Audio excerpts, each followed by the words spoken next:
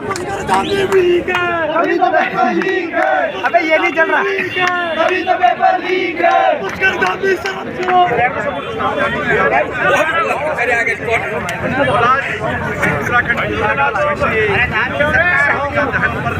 जो सरकार को पहले तो मैं आप सभी साथियों का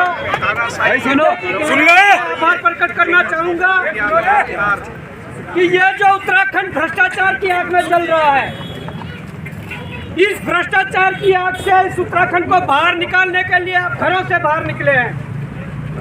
ये संघर्ष कोई छोटा मोटा संघर्ष नहीं है। आप अपने लिए तो संघर्ष कर ही रहे, पर आने वाली पीढ़ी के लिए ये संघर्ष है। जिन नौकरियों की बोली 22 वर्षों से उत्तराखंड में लग रही है, जो पैसा लेकर नौकरी का प्रचलन 22 वर्षों से उत्तराखंड में चल रहा है, जो भाई भतीजावाद करके उत्तराखंड के नेताओं द्वारा, उत्तराखंड के भ्रष्ट अधिकारियों द्वारा, जो अपने चाचा भतीजावाद करके अपने लोगों को फायदा पहुंचाया जा रहा है, अपने लोगों को नौकरियां दी जा रही है, ये उनके मुंह पे तमाचा, ये भीड़ उनके मुंह पे तमाचा है।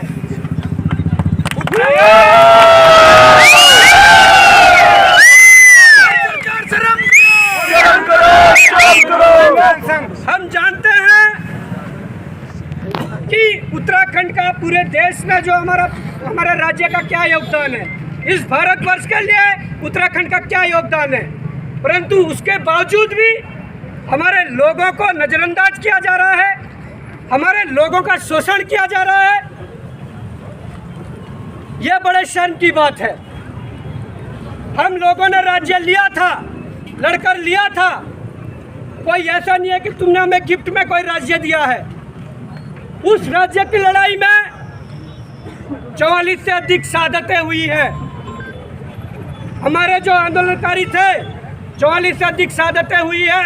कई लोगों के गोलियां लगी है, कई लोगों को जेल ले गए थे। ऐसे संघर्षों के बाद जिस राज्य को लिया था, उस राज्य में आज हमें यह देखने को मिल रहा है कि एक एक पद के लिए, ग्रुप सी के एक पद के लिए 20-20, 25-25 लाख की बोलियां लग रही है।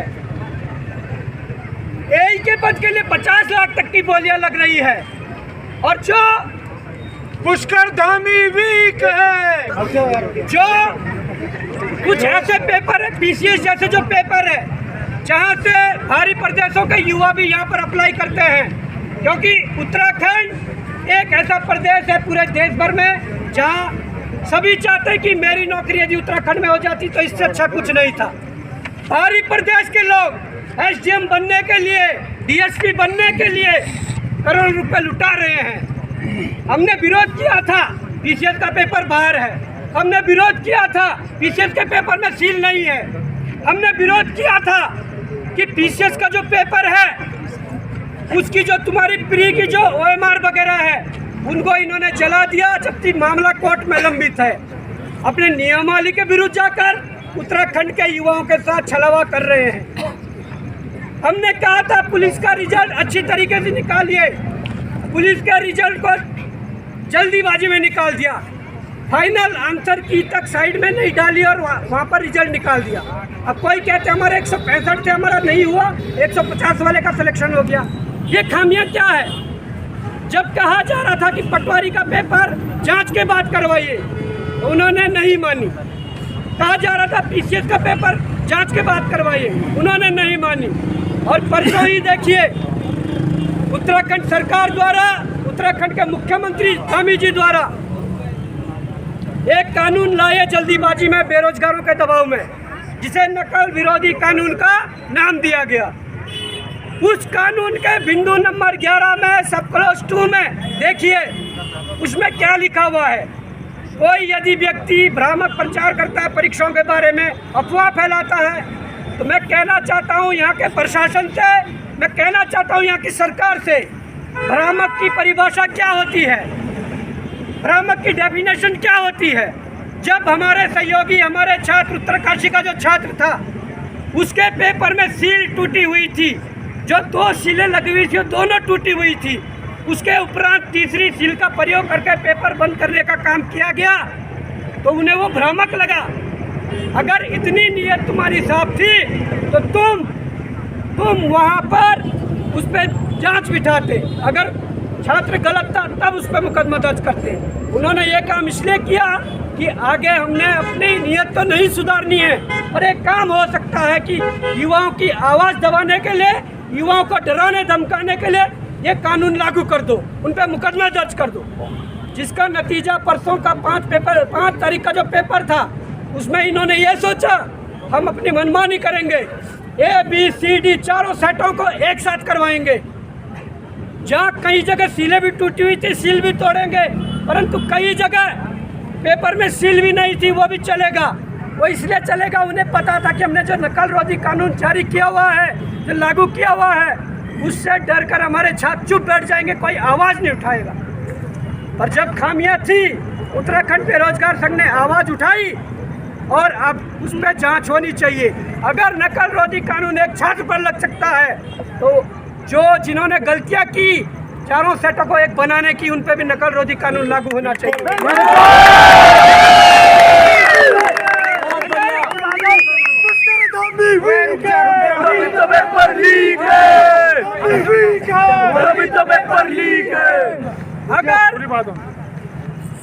अगर युवाओं पर परीक्षाओं की गड़बड़ियों के संबंध में जो बात कर रहे हैं, उन पर नकल रोधी कानून लागू होता है, तो उस प्रशासन पर भी नकल रोधी कानून लागू होना चाहिए। जहाँ पर गड़बड़ियाँ हुई वहाँ पर पुलिस प्रशासन को भेजा गया आवाज़ दबाने के लिए, जहाँ पर गड़बड़ियाँ हुई वहाँ पर आपके जिलाधिकारी और SDM को भेजा गया आवाज़ दबाने के लिए, उन पर भी नकल रोधी कानून के तहत मुकदमा होना चाहिए।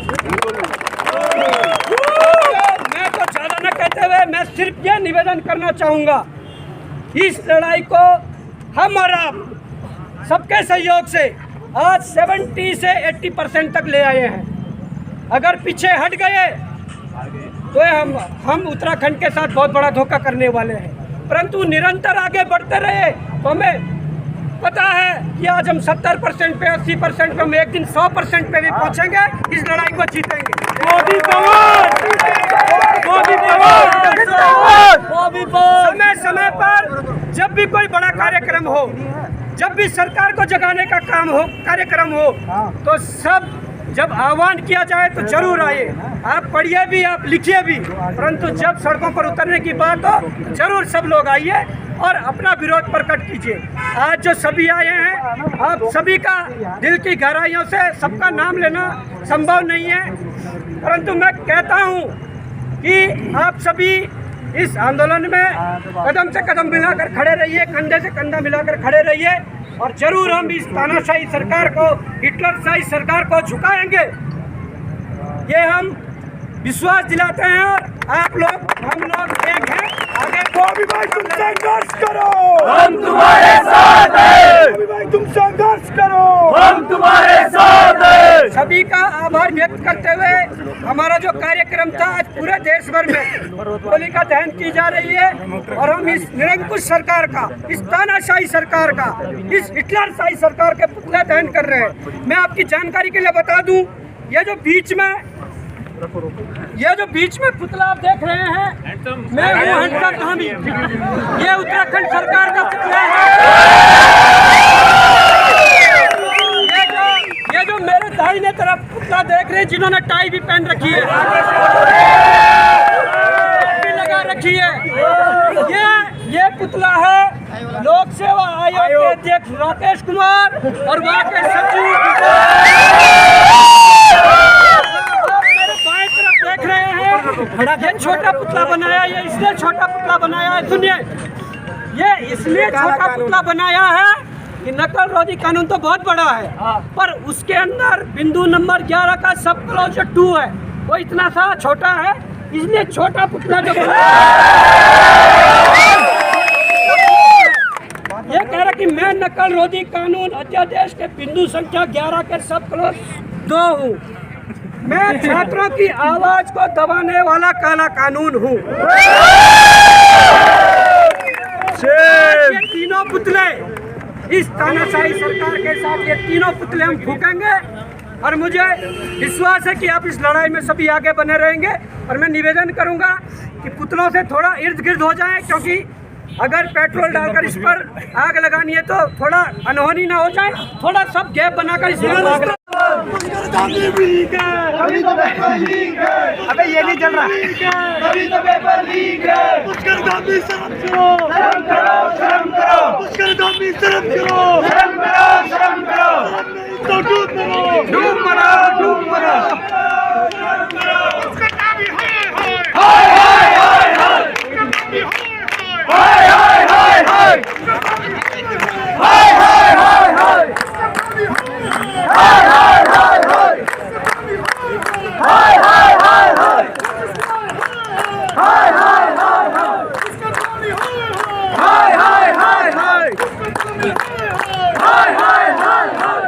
युवा के मांगे सीबीआई, हम क्या मांगे सीबीआई, हम क्या मांगे सीबीआई, युवा के मांगे सीबीआई, हमें क्या चाहिए सीबीआई, देख के रहेंगे सीबीआई, देख के रहेंगे सीबीआई, युवा के मांगे सीबीआई, सारे बोलो सीबीआई, मिलकर बोलो सीबीआई, सारे बोलो सीबीआई, हम क्या मांगे सीबीआई, युवा के मांगे सीबीआई, पुष्कर दामी वीक है तभी तो पेपर लीक है, पुष्कर दामी वीक है तभी तो पेपर लीक है। पुष्कर दामी शर्म करो शर्म करो, शर्म करो, शर्म नहीं तो डूब मरो डूब मरो, डूब मरो। गली गली में शोर है पुष्कर धामी चोर है, गली गली में शोर है पुष्कर धामी चोर है, गली गली में शोर है पुष्कर धामी चोर है। युवा मांगे सीबीआई सीबीआई, सीबीआई, हमको चाहिए सीबीआई सीबीआई, सीबीआई,